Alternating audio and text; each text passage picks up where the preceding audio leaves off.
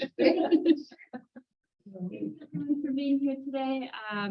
We've got Renee Harris and Kylee Britzman and Liz Martin here to talk about experiential and place-based learning in Health Canyon. Hi. Hi.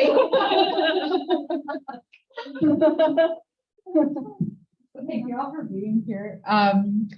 So for today, we thought we'd probably be talking to people who know a lot about this already. We are. So we thought instead of telling you what it is, which we will talk a little bit about that, we would talk about our experiences and then also talk about troubleshooting some of the challenges and obstacles to place-based learning and experiential learning. Oh no. Oh, There we are. Okay.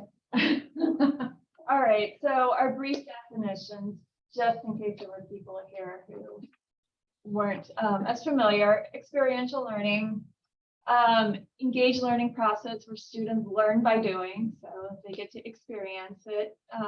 And then place-based learning, which is immersing students in the local culture, the local environment, and getting them involved at that level and using that as a foundation for their classes. So why experiential learning and place-based learning? I'm using as my framework a couple of scholars, John Dewey, but through a re-examination through Williams 2017, and then also Kylee Davidson, who I actually found through the CTL's resources, the HasTech blog. So with John Dewey, a 19th century scholar, he is all about holistic learning and the holistic model. So when he's talking about experiential learning and holistic learning, he's talking about social, emotional, and physical health of the student.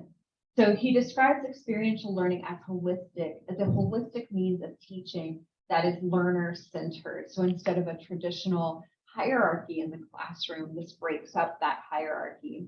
And Kylee Davidson talks specifically about active learning styles, and she believes that experiential and active learning encourages a more egalitarian classroom where more students participate.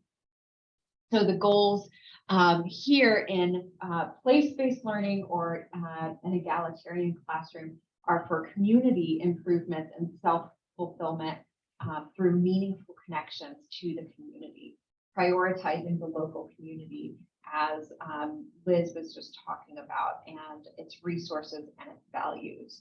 So we thought we would start by discussing, and it can be all of us together, the benefits that you have seen for experiential learning and place-based learning here at LC.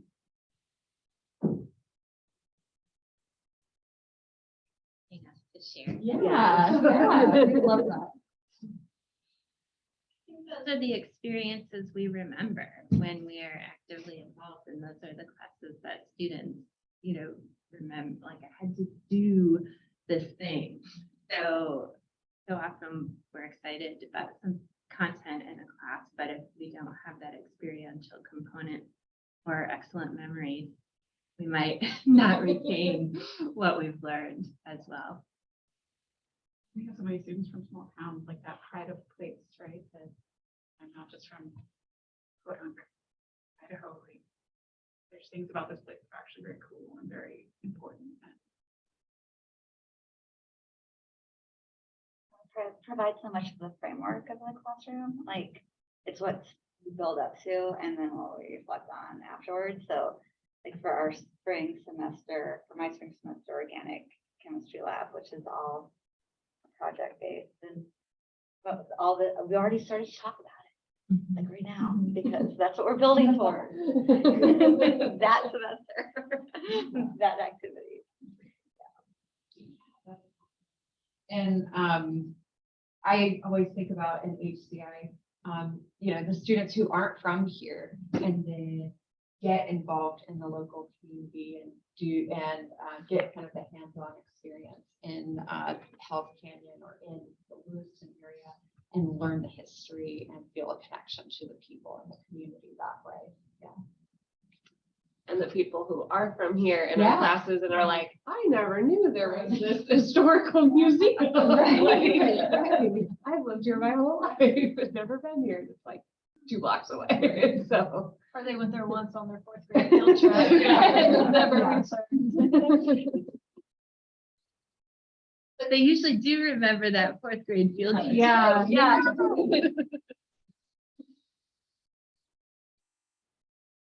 So one of the things that I was researching as we were working on this presentation, and we've been discussing amongst the 3 of us that we want to talk about as well, is some research on what's called the shadow side of experiential learning. And a lot of it is based on planning for the fun activity, or we're going to do this, but then we're not going to reflect on what we did afterward. Or I think this question here on, am I doing this for entertainment, or because this is something that I personally value, that I think other people should see or do, or, and I don't think any of us do this, but it's a good concern, are you trying to raise your student evaluations by throwing in sort of a, let's do this kind of thing. And basically the idea that it can become a bit of improv sometimes without thinking about what is the role of consent amongst the students. Like, are they consenting to be part of this thing that we think is a good idea, but we maybe haven't fully thought through the implications? And on the other side of it, afterward, what if we don't reflect on what were the takeaways? Let's reflect as a group or individually or both on this, and that sometimes we focus so much on what the activity is that we're not thinking about the front end and the back end of that. And so in this piece that I read, he had some questions to ask ourselves, like, why this specific activity? Why not another activity? Like, how is this matching with my learning objectives or my goals for this class? And then one of the things that I'll talk about here in a little bit, this question of, am I the one who has the skills to set up this activity, to fully debrief students on what they just experienced? And have I thought through and planned for what those unforeseen issues that could arise? Because people could have a reaction to something that we don't realize could happen. And it's all just sort of like built as this fun thing that we're going to do. And so I found this research to be really useful for thinking about the planning process. Why this thing are we going to focus on? So we wanted to traveling across the room. We wanted to each share an example from our own disciplines, and that all are related to the Hell's Canyon class that we think capture some of these components of experiential and place-based learning that we are talking about. So I'm coming at this from the social sciences, political science specifically.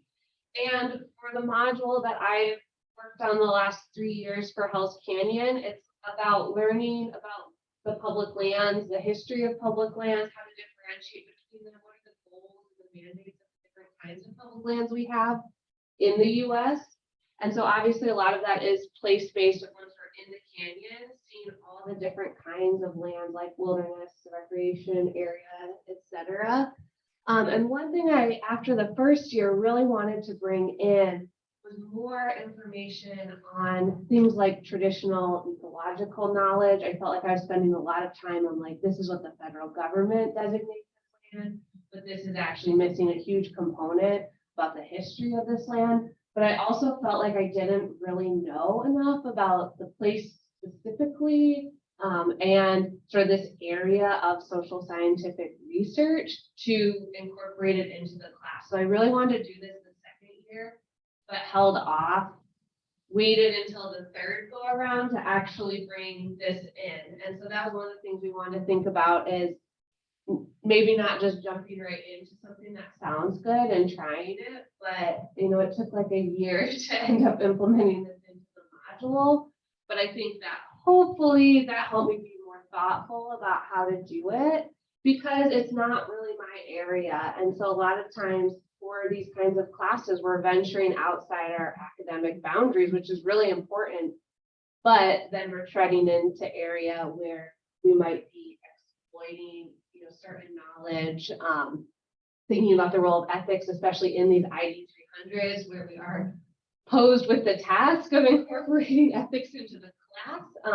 And so that was just one example of one that I found to be a challenge, but ended up feeling like I, through some trial and error, brought it in, but then also see, how I could improve upon that whenever the next, iteration is.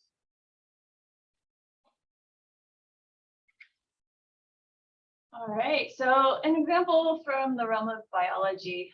So one that I've taught most recently in Hills Canyon centers around a unit on biodiversity. So what I really want the students to start recognizing is the biodiversity that we have around here. And this past year, I centered it around, like the concept of plant blindness. We have this tendency to look out there and see all these plants, it's all green, but we don't recognize one from another. It's just this blur. So getting students really delving in there to see the individual plants. And I guess a couple of things associated with it. One, it was a way to approach this where I didn't personally have to have all the knowledge of what all the plants were. It was more about the exploration and the discovery by each individual student. We didn't have to put a name on each individual thing, but just recognize that there's a wealth of diversity out there. And we couched it all in, the idea of, diversity is important for these different reasons, because we use a lot of these plants for different things. But it was a nice way to approach the topic without having to have a really deep personal knowledge about everything out there. And then also kind of springing off of what Kylee was talking about, I find that students always want to know about like medicinal uses of plants. And it's a touchy subject, especially with like indigenous medicinal use of plants, which like I very firmly believe it's not my knowledge to share. And just kind of a way to get around like needing to know that, like, but still wanting to know that these plants are very important. They hold medicinal value. We should recognize, the different plants, but we don't have to know exactly what they do. And I definitely don't want students out there exploiting them. So it was a way to approach that.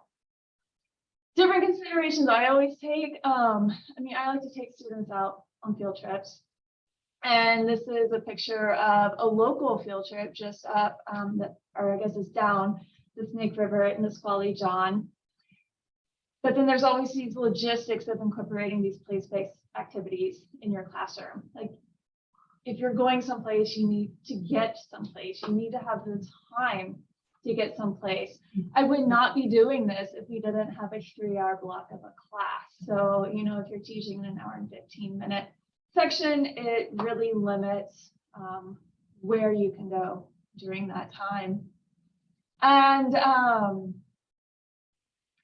availability of destination. I always feel like I'm being challenged by seasons as a botanist here. We look outside right now and it's brown. And personal knowledge of the area is common. Okay, so my example in the humanities,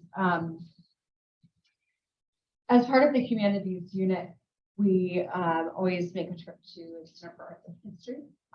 We travel to the Chinese Massacre Cove while we're in the canyon, and preceding that trip, we make a trip to the Makai Temple. This year, we were super, super fortunate because there was an exhibit, and I want to get the name exactly right. There was an exhibit at the Center for Arts and History that expanded our ability to learn.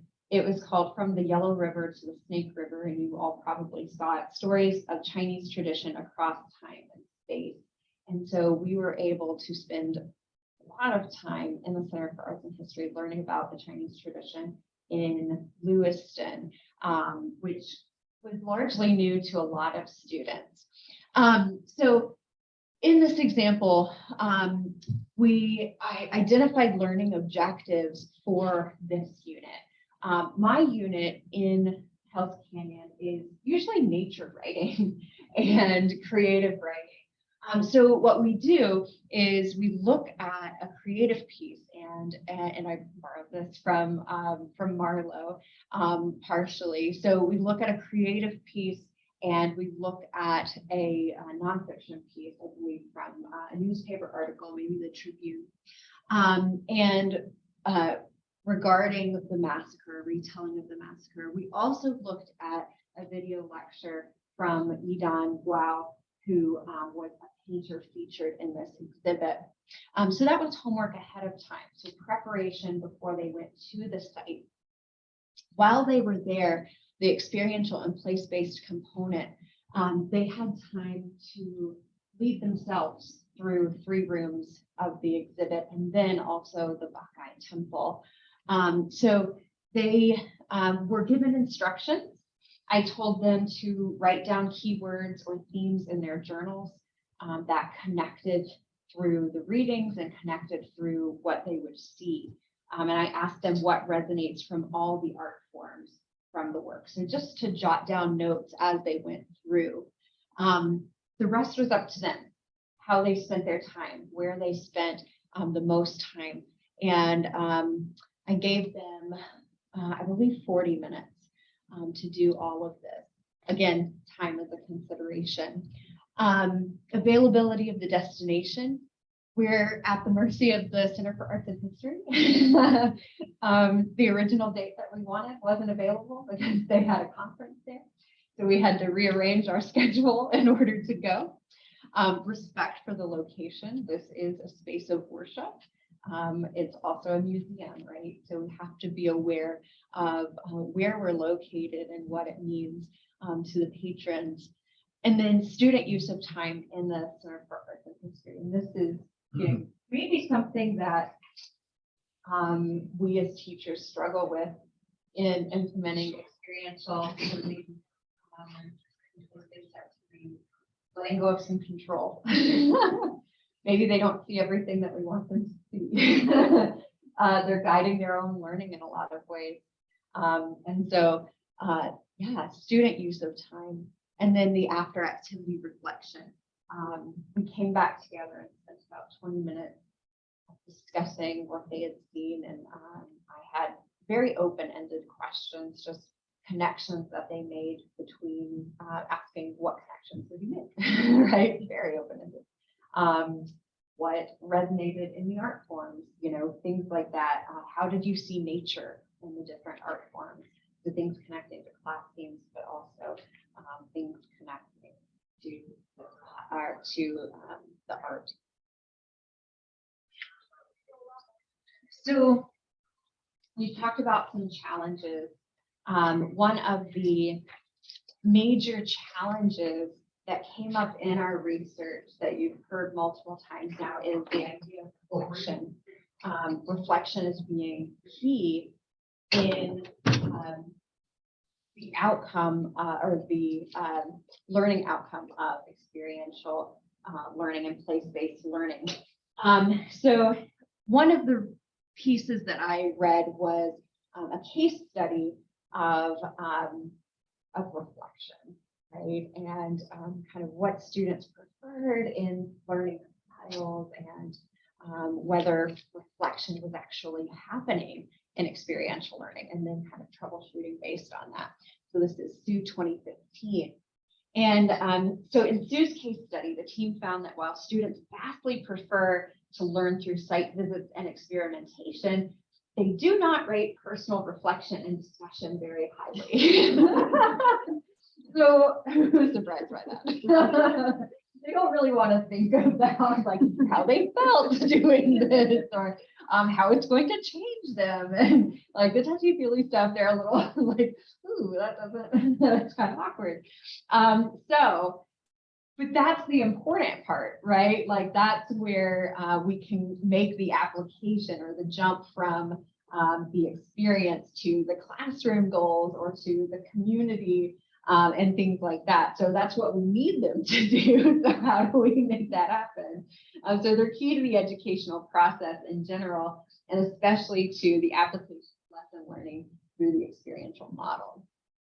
So, you know, all of us kind of will probably do this already, like we know how to do this, but the prior stage, during the activity, and the after the activity. So prior stage, getting it set up and planning for it. What do students already know from class, right? This fall semester leading up, right? And then all of spring. What do students know and what do they need? Confirm your teaching objectives, right? Know exactly why you're doing this and how it fits into the learning outcome. And plan teaching environments and the material. What do they need in the field? And is this place somewhere I know and can plan ahead for any unforeseen circumstances?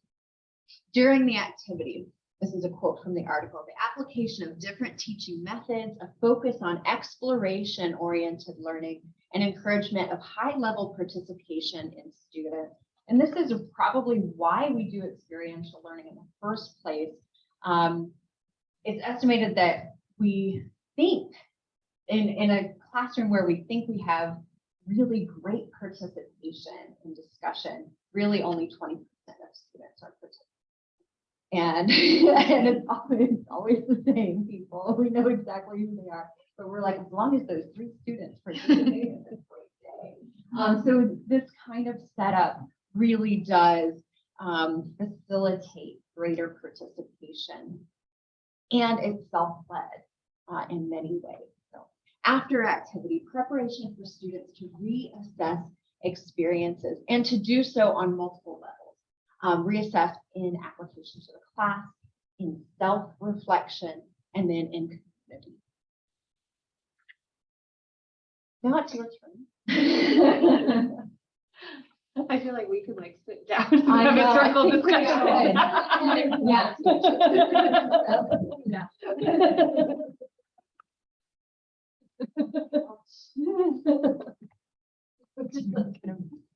Yeah. Owl practice. Yeah.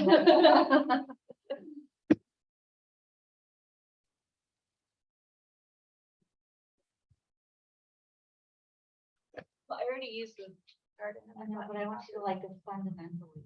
I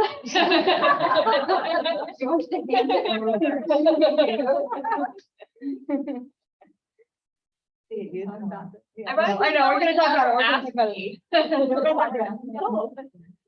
Well, I mean, the only person who would have asked you was me. We are all witness to the act. Actually, She found me in the garden. Flowers were flat. well, you actually said something like, oh, you're the chemist and actually oddly the coordinator for the work. Thinking, actually, Liz would probably be a better person. It's an amazing resource. Yeah, so that was one of the things we were thinking about here was, well, what are some of the resources we haven't talked about yet that you've used? So campus, community projects that you've done, and then also what people have maybe tried in the past and what's gone well. What are some things that you have tried and maybe you've thought about how you would do them differently? We figured the people who would come would be people who have already been trying different things. Or what you see is the biggest like stumbling blocks in implementing experiential and place-based learning.